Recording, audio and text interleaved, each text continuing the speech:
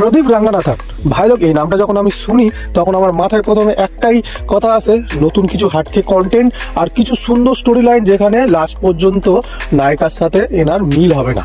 ইনি এমনই একটা ব্যক্তি, ঠিক আছে। তো এনার আমি মানে আগামী মুভিগুলো সব প্রায় দেখেছি, তোমার লাভ টুডে বলো আর ড্রাগন বলো, ঠিক আছে।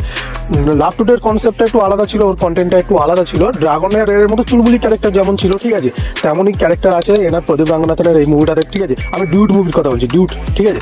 আজকে নেটফ্লিক্সে ডিউড মুভিটা রিলিজ করা হয়েছে 14 তারিখে।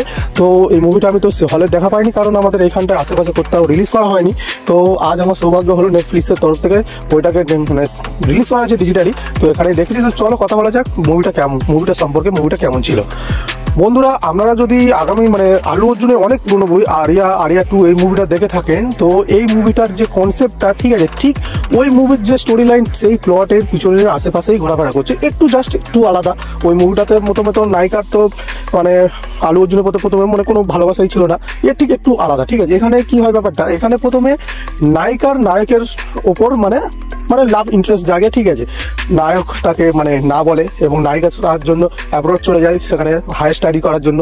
এবার নায়ক যখন নিজে এখানে থেকে একলা মানে একা থেকে যখন ফিল করে যে নায়িকাটার সে ভালোবাসে এবং সেই কারণে তাকে অ্যাপ্রোচ করতে যায়, তার বাবার সাথে কথা বলে এবং তাকে বিয়ে করার জন্য সে আবার নিজের দেশে ডেকে আনে। তো এখানে যখন বিয়ের দিনকে সে তো আলাদা মানে বিয়ের দিনকে নয়, ওটা যেদিনকে ও আসে আর কি, ঠিক আছে, ব্যাঙ্গালোরে যখন ও প্রথম ফিরে আসে, তো তখন তো আরেক মানে ঘটনা ঘটে গেল যে নায়িকাটা নাকি যখন ওখানে গিয়েছিল মানে অ্যাব্রড গিয়েছিল, তখন নায়িকা যে মানে স্কুলে যে কলেজে পড়তো না, সেখানকারই এক ছেলে, ঠিক আছে, তার সাথে নায়িকাটার মানে সেই সময় কি হয় না, মানে ব্রেকআপের পরে যে একটা কেউ মানে একটু সহানুভূতি দেখালে তার সাথেই একটু মানে অ্যাটাচ হয়ে যায়, সেরকমই একটা ব্যাপার হয়েছে। নায়িকাটা তার কলেজেরই অন্য একটা ছেলের প্রেমে পড়ে যায় সেই 6 মাসের মধ্যেই, ঠিক আছে, এবং সেটা নায়ককে জানায় বন্ধুরা। এবং এখানে নায়কটা কি করবে, এখানে তার নায়কটার নিজের মানে প্রদীপ রাঙ্গানাথনের ভিতরে লাভ ইন্টারেস্ট জাগলেও সে সেইখানটায় ওটা ধামা চেপে দেয় এবং তাদের প্রেম ভালোবাসাকে সাপোর্ট করে এবং তাদেরকে কিছু যা করে মোটামুটি অ্যাব্রড মানে বিদেশে পাঠিয়ে দেওয়ার একটা পরিকল্পনা করে, ঠিক আছে। এটাই মানে ওভারঅল গল্পটা। এবার বাকিটা জানতে হলে তোমাদেরকে সিনেমাটা দেখতে হবে। এই মুভিটাতে মানে আরেকটা ওই যে উঁচু জাতি নিচু জাতি এই দিকটা একটা রাখা হয়েছে, ঠিক আছে। এটা কিছু জায়গায় কাজ করে, আবার কিছু জায়গায় কাজ করেনি, ঠিক আছে।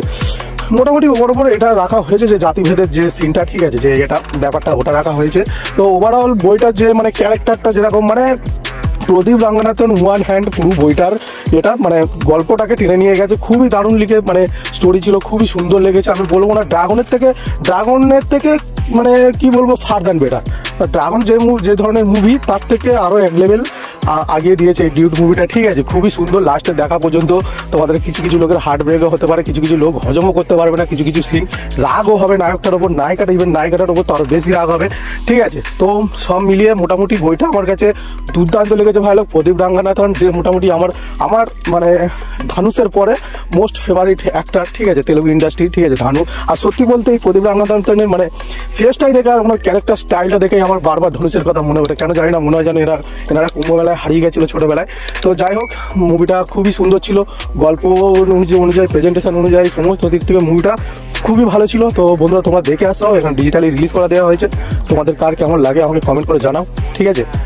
আর চলো, টাটা।